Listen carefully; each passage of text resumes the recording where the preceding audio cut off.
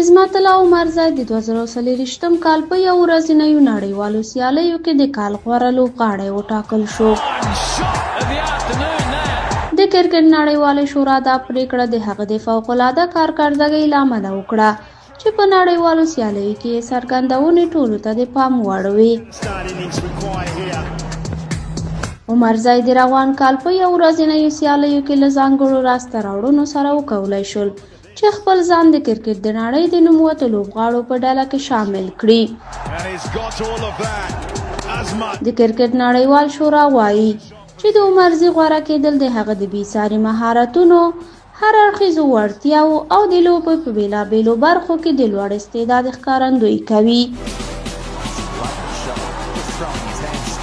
بل پلو د کرکټ مینوال باور لري چې دا ډول بریاوې نه یوازې د هېواد کرکټ ته لوی ویاړ دي، بلکې ځوانانو ته الهام ورکوي او د ملي ویاړ احساس پیاوړی کوي.